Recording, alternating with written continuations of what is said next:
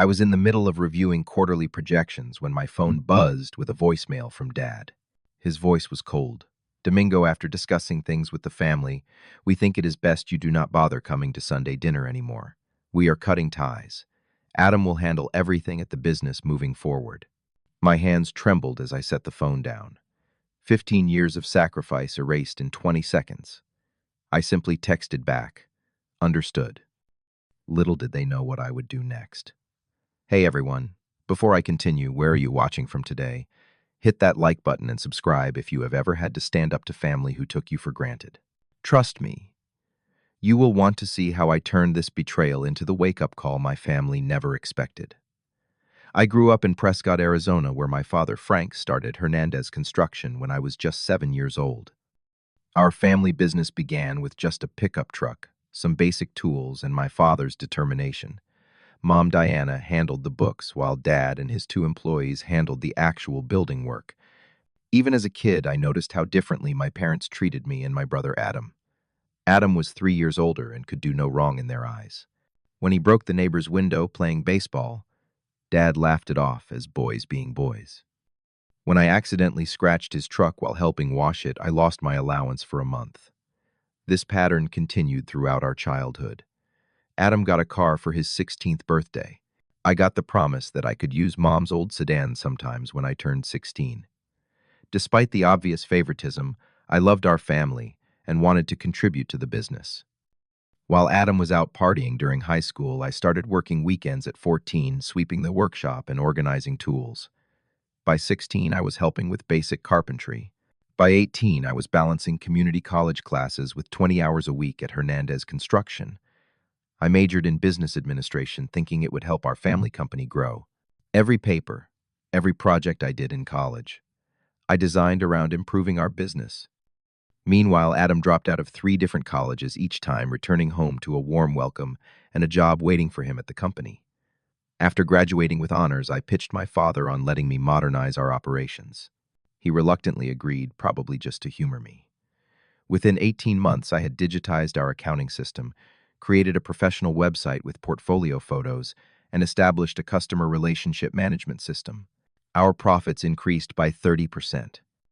Dad never said thank you, but he did stop complaining about the unnecessary expenses of my improvements. The family business had been stable for years, with good relationships with local builders and a solid reputation in Prescott. Then Dad started talking about his dream, opening a second location in Flagstaff. He had been saving for years, but the expansion would require a substantial business loan. The bank needs personal guarantees, he announced at a family dinner 3 years ago. They want everyone with ownership stakes to co-sign. Since Dad had given both Adam and me each 15% of the company when we turned 25, that meant we would both need to put our personal assets on the line. I had reservations. Our current business was profitable, but not wildly so. Expansion would stretch us thin. More concerning was that Dad wanted Adam to manage the new location. I do not know Dad, I said cautiously. Adam has not exactly demonstrated reliability with finances. This was me being diplomatic. Adam had borrowed money from me multiple times without repaying, had his car repossessed twice, and once had the electricity shut off in his apartment because he forgot to pay the bill for 3 months. Your brother deserves this opportunity, Dad snapped. He is finally ready to step up. Mom nodded in agreement. Adam has really matured lately. He needs us to believe in him. Adam sat across the table with that smug smile I knew too well. Come on, little brother. Do not you trust family? Against my better judgment, I signed the papers. The loan was approved, and construction began on the Flagstaff location. For a while, things seemed okay. Adam even showed up to meetings on time and seemed engaged with the project. Then I started noticing discrepancies in our accounts. Small at first, a few $100s, here 1,000. They're all connected to the Flagstaff project. When I brought this up to Dad, he brushed it off as startup costs. When I tried to discuss it with Adam directly, he became defensive. Are you accusing me of something, he demanded over the phone? I am just trying to understand where this money is going, I explained. These expenses are not properly categorized. Not everything fits into your perfect little spreadsheets, Domingo, he sneered. Some of us are out here doing real work while you hide behind a computer. The next family dinner was tense. Adam had clearly told Mom and Dad his version of events, painting me as untrusting and controlling. Mom barely spoke to me, and Dad kept making comments about how some people need to learn to be team players. I tried one more time to raise my concerns at a company meeting presenting documentation of the accounting issues. Dad cut me off midway through my presentation. Enough, Domingo. You have always been jealous of your brother. It stops now. I sat back down, humiliated in front of our employees. After that, the cold shoulder from my family intensified. I was excluded from decisions. My emails went unanswered. It was like being erased from my own family one day at a time. I will never forget the exact moment everything changed. It was a Thursday evening, and I had stayed late at the office to finish quarterly projections. The sun had long since set, and the only light came from my computer screen and the small desk lamp beside it. My phone buzzed at 8:47 p.m. A voicemail from Dad. I pressed play and put the phone to my ear, expecting another demand for some report or file he could have easily found himself. Domingo, his voice was colder than I had ever heard it. After discussing things with your mother and brother, we think it is best you do not bother coming to Sunday dinner anymore. We are cutting ties. Adam will handle everything at the business moving forward. We will have HR send you the paperwork regarding your shares. Goodbye. 20 seconds. That was all it took to erase 15 years of dedication and sacrifice. My hands were shaking so badly I had to set the phone down on my desk. The message played through my mind on repeat as I sat there stunned, staring at the spreadsheets I had been working on to help grow a business that apparently no longer wanted me. I thought about calling back, demanding an explanation, asking what lies Adam had told them this time. But what would be the point? Years of experience had taught me they would always take his side. So I picked up my phone and typed the simplest response I could. Understood. Then I sat in silence, the gravity of what had just happened sinking in. They were not just pushing me out of Sunday dinners. They wanted me gone from the business, too. The business I had helped build while Adam was busy partying and failing out of colleges. The business that carried my personal financial guarantee for a massive expansion loan. I canceled my weekend plans with friends and spent 2 days in my apartment, surrounded by financial documents and loan papers. I had copies of everything, thankfully. My signature was on a guarantee for a $2 million business loan. If the business defaulted, the bank could come after my personal assets, my condo, my savings, everything. On Sunday, instead of going to the family dinner I was now banned from, I called Jack, a college friend who had become an attorney. They cannot just force you to sell your shares, Jack explained after I laid out the situation. And your name on that loan guarantee, that is serious, Domingo. If you are being pushed out, you need to protect yourself. Jack helped me understand my options. The loan guarantee could potentially be removed, but it would require bank approval and would likely alert my family to what I was doing. Think about this carefully, Jack warned. This is a major step that will affect your relationship with your family. I laughed bitterly. What relationship? They have already cut ties. Remember, on Monday morning I was at my desk early trying to focus on work when I overheard two colleagues from the accounting department talking in the break room. Did you see Adam at the Blue Water Casino Saturday night? One whispered. He must have dropped $5,000 in an hour. Not the first time, the other replied. My cousin works security there. Says he is there 3-4 nights a week. The pieces suddenly clicked into place. The missing funds, the defensiveness. Adam had a gambling problem, and from the sound of it, a serious one. And my father, in his determination to see only the best in his favorite son, was enabling it, putting the entire family business at risk in the process. I sat at my desk, a strange calm washing over me. For years I had tried to earn my parents' approval, their recognition. I had turned the other cheek when they favored. Adam made excuses for their behavior, convinced myself that someday they would see my value. That delusion ended now.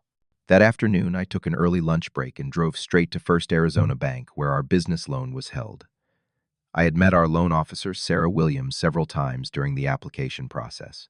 She recognized me immediately. Domingo Hernandez, what a surprise. How is the Flagstaff expansion coming along? I took a deep breath. That is actually what I wanted to discuss with you. Privately, if possible. In her office, I explained that I was being pushed out of the family business against my will and needed to understand my options regarding the personal guarantee I had signed. Sarah's professional demeanor slipped for just a moment. To be honest, Mr. Hernandez, we have had some concerns about the Flagstaff location's finances.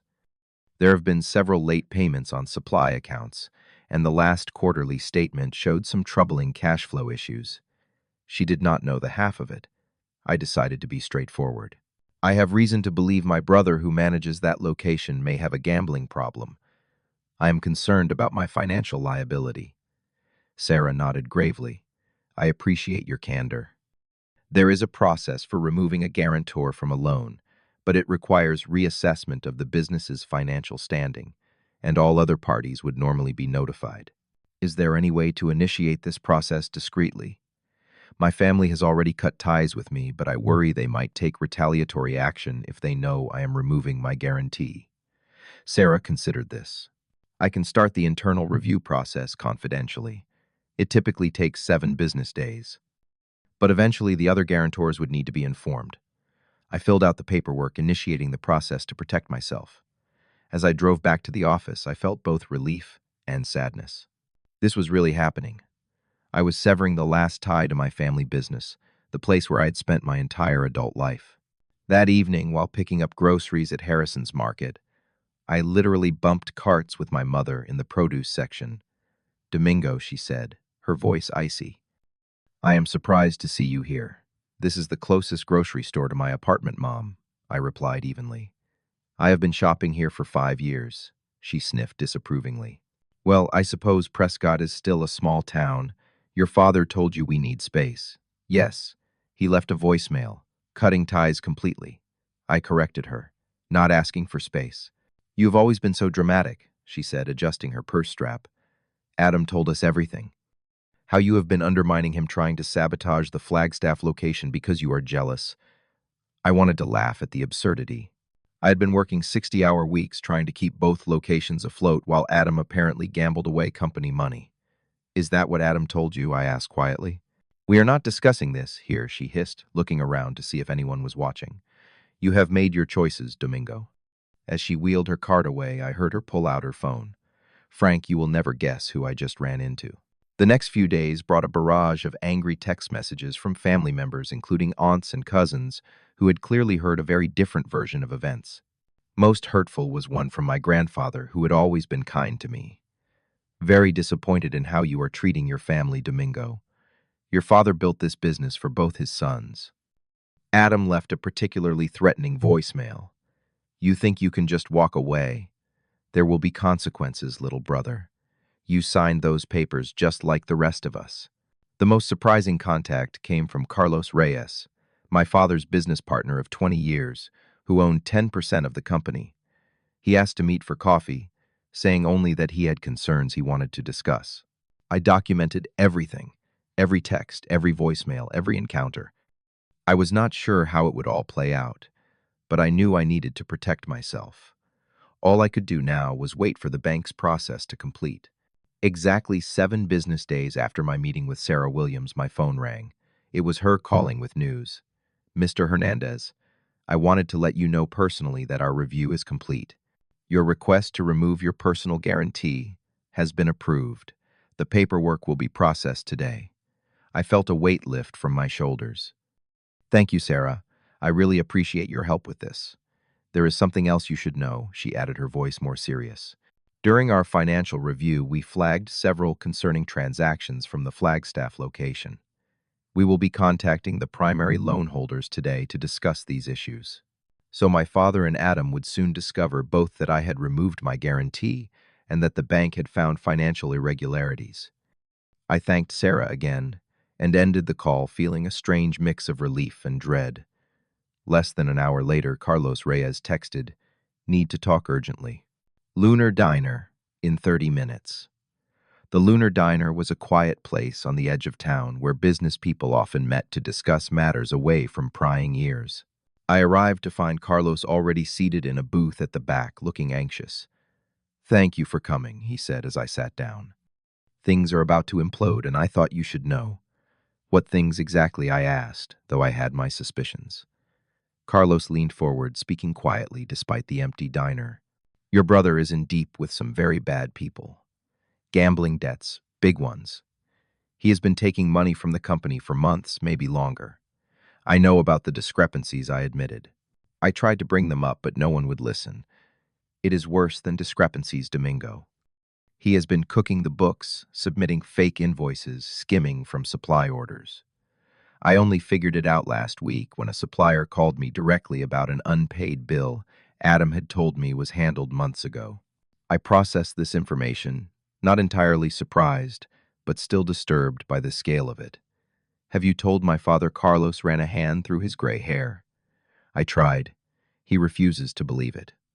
Says Adam admitted to borrowing some company funds for a temporary cash flow issue but promised to pay it back. Frank is blinded by his favoritism. Always has been.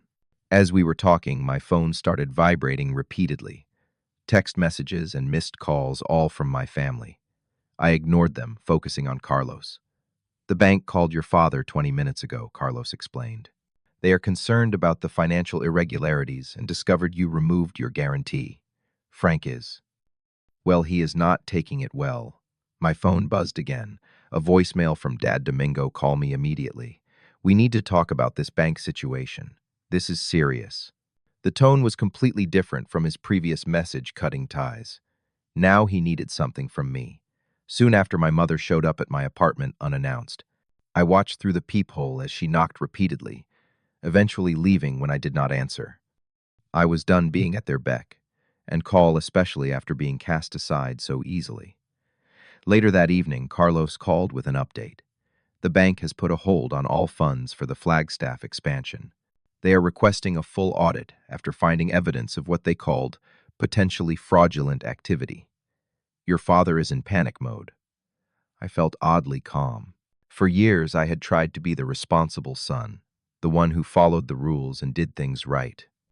I had been punished for it, overshadowed by a brother who took shortcuts and lied. Now the truth was finally coming to light.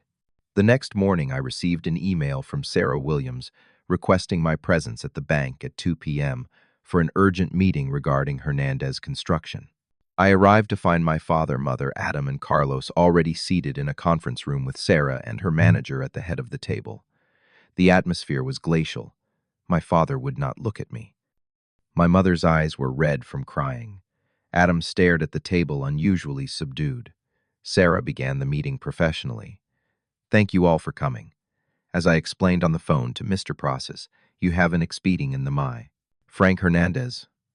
Our financial review has uncovered serious irregularities in the accounts related to the Flagstaff expansion.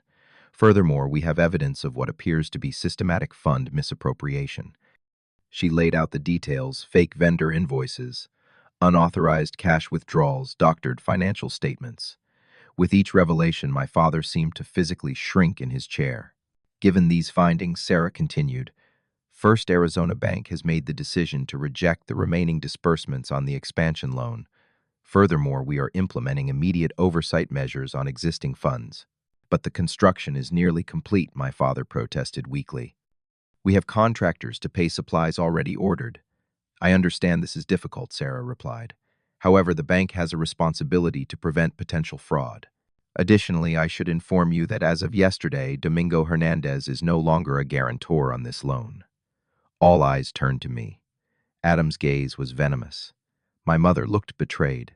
My father finally spoke directly to me, his voice a mix of anger and desperation. You knew about this meeting. You knew they were investigating us, and you pulled your guarantee. Your own family, Domingo. You cut ties with me, remember?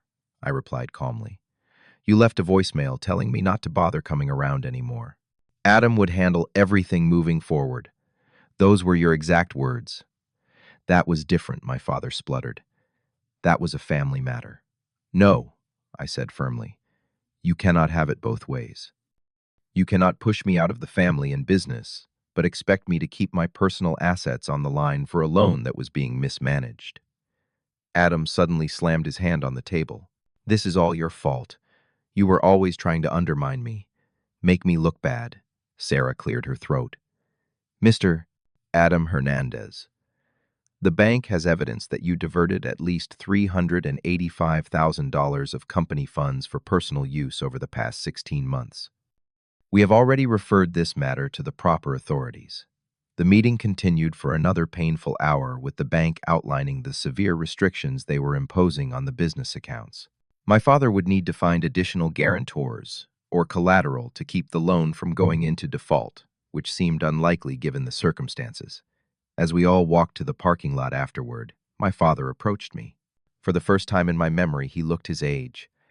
"Why did not you come to me about this?" he asked, his voice hoarse. "I did," I reminded him. "Multiple times. You shut me down every time. You accused me of being jealous, of not being a team player." He had no response to that. In the weeks that followed, Hernandez Construction underwent major changes. The Flagstaff location was sold unfinished to a competitor at a significant loss. The main business was downsized to avoid bankruptcy, with several employees let go and equipment sold off. Adam, facing potential criminal charges for embezzlement, agreed to enter a rehabilitation program for gambling addiction as part of a deal with the prosecutor's office. For the first time, my parents had to confront the reality of their favorite son's actions. My mother reached out first a month after the bank meeting. Her text was simple: "I am sorry, Domingo. We were wrong." It was the first genuine apology I had ever received from her. We met for coffee, an awkward but necessary conversation. She explained that they had always been harder on me because they knew I could handle it while Adam needed more support. It was a poor excuse for years of favoritism, but at least she was trying to understand. My father took longer. 3 months passed before he called, asking if I would meet him at his workshop. When I arrived, he was alone, sanding a piece of pine the old-fashioned way by hand. "I have been doing a lot of thinking," he said without preamble. "I never gave you the credit you deserved.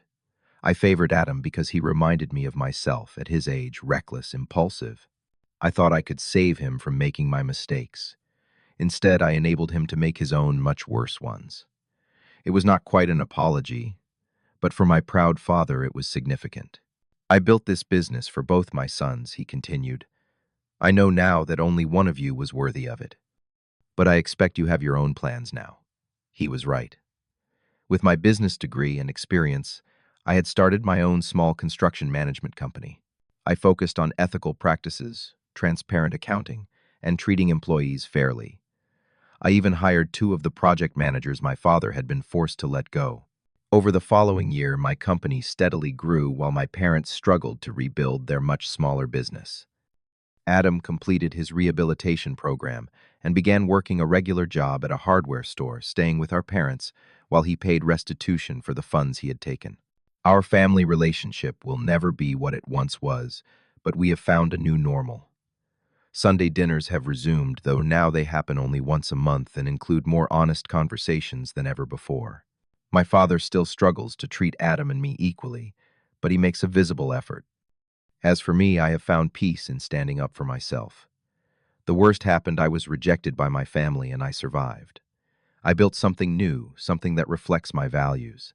Sometimes the people who should love you the most are the ones who see you the least clearly. Recognizing that painful truth was the first step in finding my own path. We think tough love means being harsh with the people we care about, but sometimes true love requires being tough enough to let people face the consequences of their actions. Enabling harmful behavior is never an act of love, no matter how much we tell ourselves it is. Today, I run my business based on principles of honesty, hard work, and respect values. I always had, even when my family could not see them. Sometimes losing what you thought you wanted leads you to what you truly needed all along. Have you ever had to set boundaries with family who took you for granted? Let me know in the comments below. And if my story resonated with you, please hit that like button and subscribe to hear more real-life experiences. Share this with someone who might need to hear that standing up for yourself is not selfish sometimes. It is the only way forward. Thanks for listening. And remember, your worth is not determined by those who fail to see it.